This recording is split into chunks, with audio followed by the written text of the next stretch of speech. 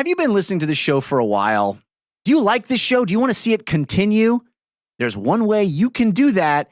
You can actually visit our Patreon page and donate some money to make sure the show continues. That's the only way we fund the show, the only way we make it happen.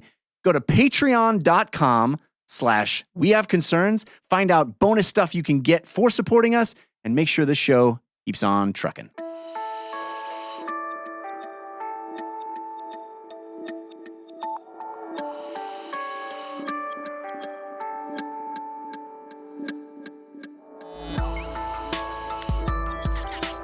That's the big takeaway that I had from it. Anyway, cruises. What are they about? I don't know. This is We Have Concerns. Hi, Jeff Cannata. Hi, Anthony Carboni. Hello, concerned citizens. Private spacecraft. You have one? Yes. Thank God. Let's go. What are we doing this for? Let's get the hell out of here. What are we doing this for? This world is in trouble, and we have to leave. Oh, it can only fit one tiny baby. One tiny baby. Your son, Jeff, will fly. We will send him. I always knew he was in a rocket to a planet where, unfortunately, he is going to be weaker and dumber than everyone. Oh, no. Yeah, reverse it's just Superman? It's a reverse Superman situation, unfortunately. But it's the only planet where he can survive. But he will be so weak and so dumb. Why has nobody made that where Earth is going to die and we send our last person to Krypton? I'm mailing this podcast to myself. I'm mailing it to myself. We It's have a copyrighted. trademark. Mark Miller, you keep your fucking hands out of this. That is so good. It's Krypton is full of Supermen. No. And one measly human, Clark Kent. Mark Miller is writing this down right now. It's real Clark Kent has to pretend to be Superman, and his secret identity is Clark Kent. He has to pretend to be God damn superpowered it. all Nobody the time. steal this. This is ours. It's so good. You keep away from it. God, that is so good. Rob, put a beep over this whole thing. just a computer voice saying redacted That for is 45 so seconds. good. Thank you. Copyright me 2018. I mean, I think I had a hand in coming up with it. I think we have the tape and we can play it back. I'm pretty sure I was here. I'm pretty sure we should just move on and you'll hear from my attorney, who I think is also your attorney in this case. Same attorney. Oh no, it's a Kramer verse. It's just a Kramer situation. It's just one Kramer from Seinfeld. A single Kramer. With it's a lot of internal conflict. Here's what's up. When private rockets, I'm talking about things like SpaceX. Yes. Elon Musk. Right. I'm talking about these sort of companies that are popping up now that are doing things that government-run space agencies can't necessarily do, or they're providing help to government-run space agencies. SpaceX obviously sends cargo up to the ISS now. Secret satellites we don't know about, they won't tell us about. Oh. I can feel the waves in my skull. Jeff, you're going to love this story. Ooh. So here's what's up. A lot of these things are what are called CubeSats. So satellites used to be gigantic. We're talking about huge, huge, huge things. But now we can launch tiny satellites that weigh just a few pounds. And we can send them into low Earth orbit, and they can do things like take readings. They can provide internet signals. They can do all sorts of things. Yeah. They can do space science for us. Really amazing, but they're in really small packages. So these private companies are launching them up into space. But something that has always been in my head, and the signals that are the signals from releasing? these satellites, always putting been in your thoughts head. into my brain. Yeah.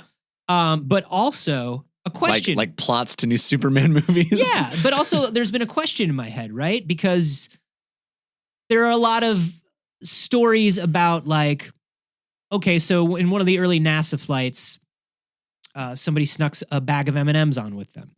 Elon Musk put a big old wheel of cheese into one of the early... Classic Musk. Classic Monty Python gag. The old cheese routine. Yeah, in the first SpaceX Dragon, he threw a big old wheel of cheese in there.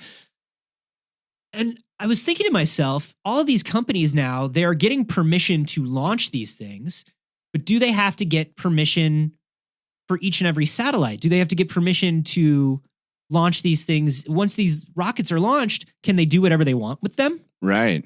Yeah, who oversees? Who oversees that? Yeah. Who is international or interstellar customs, really? Right. Interplanetary customs. Who's checking this stuff? Yeah. Who's making sure that they're not putting things up?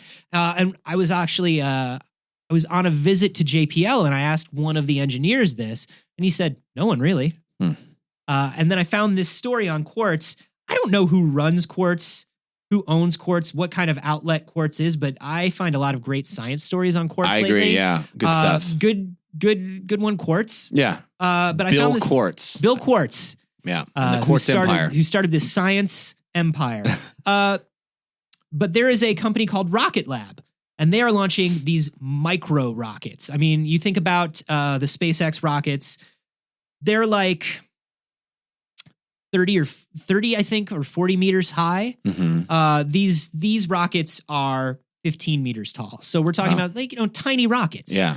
And they're trying to launch these CubeSats up more inexpensively and more often than other agencies. That sounds like a problem to me. That sounds like a potential problem. We're just going to put more shit into low Earth orbit. Yeah. And nobody's overseeing it.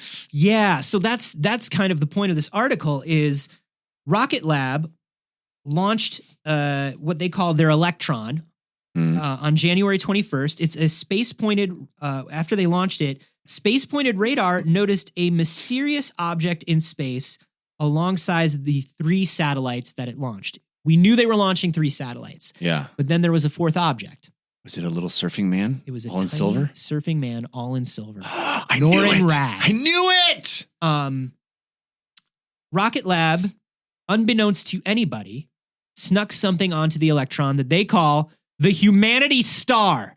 Oh, God. What's the Humanity Star? It's going to kill us all. Oh, good. That's put why us they out call of it our the misery. Humanity Star. Yeah. It's like Patriot Act. Yeah.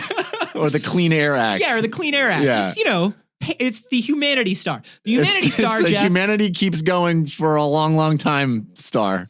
it's a 1 meter tall carbon fiber geodesic sphere. And do you know what it does, Jeff? No, I'm scared. What does it do? It's a strobe light. What? They launched a highly reflective, low poly disco ball into space. So we can all jam as a planet together? Supposedly, it's going to be the brightest object in the night sky, according to Rocket Lab. Oh my God. They launched disco light pollution into orbit. Why? And no one knew. Why? Because fuck you, we can. Because fuck you, we can. Because fuck you. Because some scientist at Rocket Lab was like, I'm going to give my daughter a star.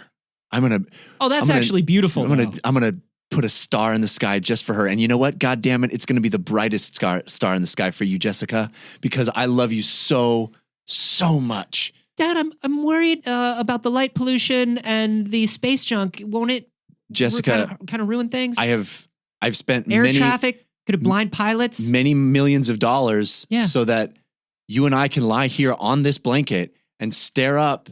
Which is interesting because I'm very sick and I need an operation and it costs less than millions of dollars. But I wanted one time for you to see the splendor and majesty of the cosmos before you die. But I could see it every night if you would have paid my medical bills and got me out of this plastic bubble. Look at that star, though. Look. That's not a star. It's something Daddy put there. And I named it. You know what I named it, Jessica? You know what I named it? What's that? Heather, after your sister. Because she's the one that's going to live longer than you. This is really, I think, a bad idea, Father.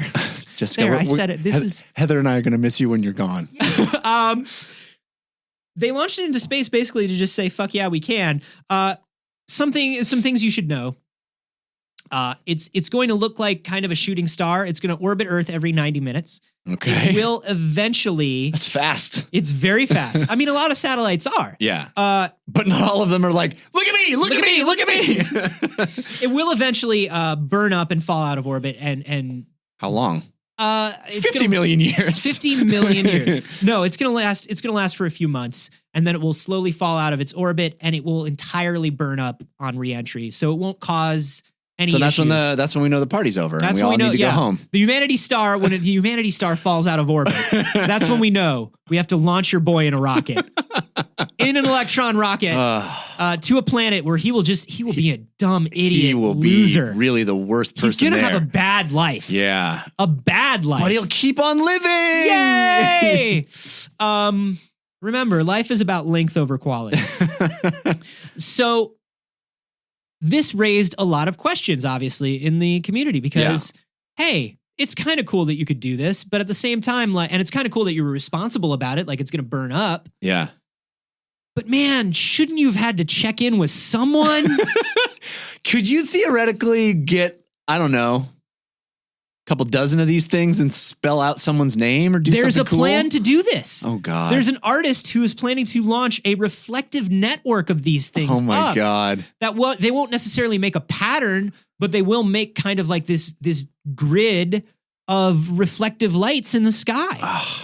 You can launch whatever you want up there right now if you've got the money. That's what's crazy. Space is for sale, bro. Space is definitely this space for sale. for rent. And when you think about this, like a lot of these CubeSats that are being sent up, I mean, they do get approval. These missions get approval from various space agencies. Like NASA knew, the FAA knew that Rocket Lab was sending this stuff up, but they didn't know that they threw in like another thing because they don't check on that. It's crazy to me because this is something that it's a very small effect, but it affects everyone on the planet. It literally affects everyone on the planet. We all look up and see this thing theoretically, right? Yeah. So it feels like it needs some oversight in some way. You can't just dick around with space if we're all going to have to see it. You can't just dick around with space if we're all going to have to see it. Right. When we all have to see it. We all have to see it.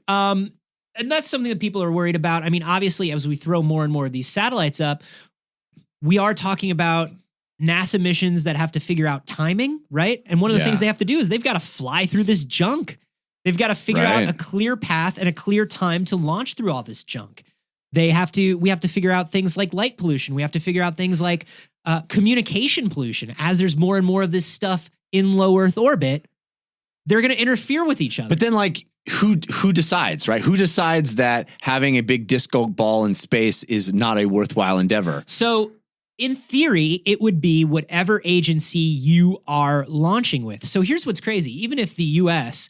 and the U.S. is responsible for the lion's share of space launches, right? We do the most satellite launches. We do the most space exploration. We do the most of this, the most of this stuff. So most of these companies will launch using help from NASA or from the FAA. They'll go through that. But I mean, if NASA starts making laws that are like, yo, you can't launch stuff out of here, or we'll only launch this many satellites, or we'll only launch satellites that do this, we'll only help you. What's to stop other people from moving to another country and launching through them? Yeah. Well, I mean, we're seeing that in a lot of, we're seeing that in biochemical research and in genetics. It's like, well, if we can't do it here, we'll just go to China. Yeah. If you take the lead and then you take the responsibility, what stops other people from being irresponsible and taking the lead away from you? Right. The thing with Rocket Lab and their Humanity Star is, they were just kind of using this as a harmless marketing tool. They're like, hey, just like all marketing tools are, completely harmless. And they were trying to do it responsibly. Like when they say it's the brightest thing in the sky, it turns out like the Quartz reporter called up MIT and they were like, hey, have you done research into this? And they're like, yeah, I mean, theoretically, it could be the brightest thing in the sky at a certain time, at a certain point, if you're standing in the right place, sure. Like, but it's not going to cause a lot of they're doing a lot of marketing speak. I see. So it is a particularly harmless thing. But once again, this is them taking personal responsibility. Not everybody's going to do that. Right. But the nice thing about Rocket Lab getting this sort of attention from this marketing stunt is Rocket Lab is doing some really interesting shit. What else are they doing? So it's not just all disco balls in the sky. Oh, it's not just all disco balls in the sky, my dude. Rocket Lab is actually, like I said, they are launching smaller rockets than anybody else is launching. Mm-hmm. They're doing it more often. Right. So what's interesting is to fly something the size of a SpaceX, Falcon or Dragon or something like that. They can only launch so many of those a year. There are only so many windows, so many opportunities. Those rockets can only get, they only get them fueled up and ready to go a certain number of times a year. Mm-hmm. Rocket Lab actually launches more times a year. So even though their individual launches are more expensive, if you're somebody who's trying to get a communications satellite up and you need to get it up within a certain window, Rocket Lab is going to be able to help you before SpaceX can. Okay. So like if you need to send up a very small microsatellite, Yeah.